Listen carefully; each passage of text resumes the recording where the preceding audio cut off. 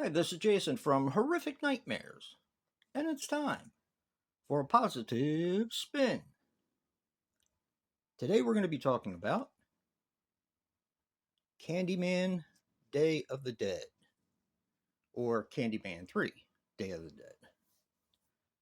Now, my history with this film, when I was younger, I didn't particularly care for the original movie Candyman.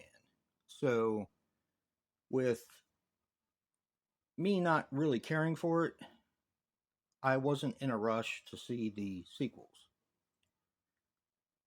But later on, the first Candyman really kind of grew on me. So therefore, I was like, well, let me check out the sequels and see if they're any good. In which I checked out the second one, of course. And I liked it. I thought it was slow, but I liked it. And then this one took a little bit longer because everyone had said how bad this movie was. So it took a while for me to watch it. When I did watch it, I thought it was really good. I was very impressed with it. And back then, I liked it better than the first one. I liked it better than the second one. So let's put a positive spin on Candyman Day of the Dead. Now, I do have the DVD, the original DVD. It did take me a while to get because that was actually hard to find for a while.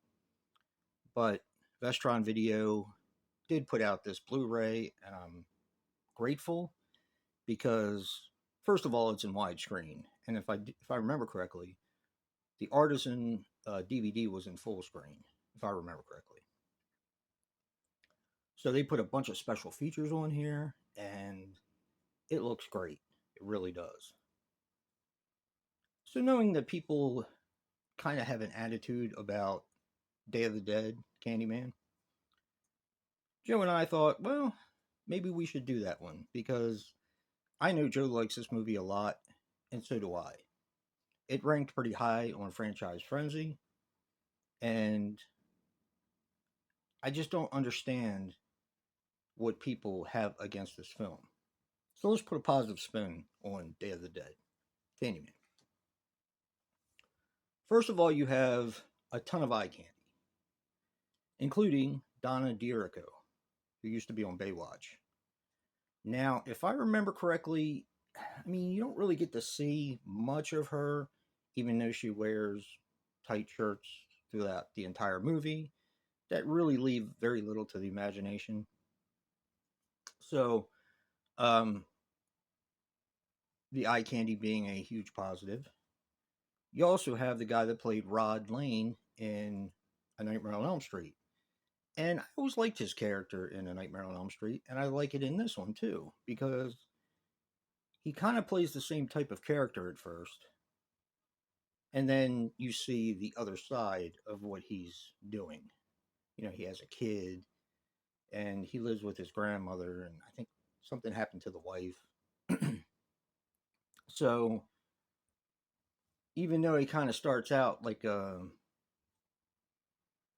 not a great guy, you find out that he has actually is a pretty good guy, and of course, the our lead um, falls for him. I think the kills in this one are fantastic, and I think the development of Candyman in this film by adding a little bit more of the lore in there, they they're pretty consistent with what made Candyman Candyman, and of course I appreciate that when it comes to sequels of franchise characters. So they were always pretty consistent, and you do learn a little bit more, not much, but a little bit more about his lineage. And I think that's a huge positive.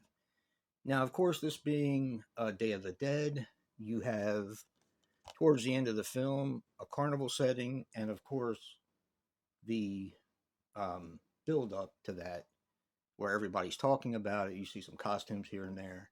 That is a huge positive as well. I love movies that have a carnival setting, definitely. And then we have our showcase for Daniel Robillard, which is, of course, Candyman's real name. And I thought that that was interesting. And I thought it was interesting that they tried to. Um, this is where Rod, the guy who played Rod Lane in Nightmare on Elm Street, comes in as an actor, of course. But I thought that was really cool. The paintings are done extremely well, of course. I'm sure they contracted those out. But I really liked that part of the film as well.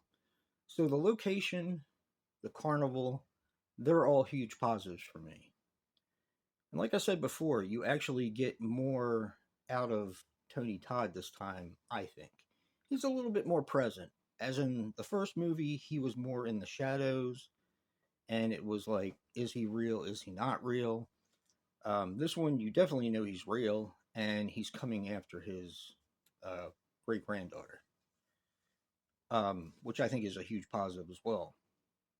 Now, another positive is that the movie starts in a dream and it ends in a dream. So you're really not sure what's real during this film.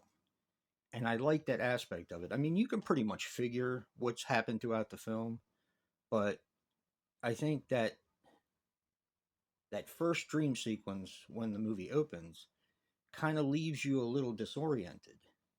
And the movie takes advantage of that and makes the film a little disorienting all the way through. And for me, that's a huge positive. Granted, I know what happens in the film, but if it's the first time you're watching it, you know, I'm sure a lot of people weren't sure what was happening. Is this a dream? Is it not a dream? So, yeah, again, another huge positive. Of course, rest in peace, Tony Todd. This is a fantastic movie. And I see a lot more people since the Vestron came out actually saying that they like this film. And that's a good thing, even though it's still probably the most hated Candyman movie. I mean, let's be honest.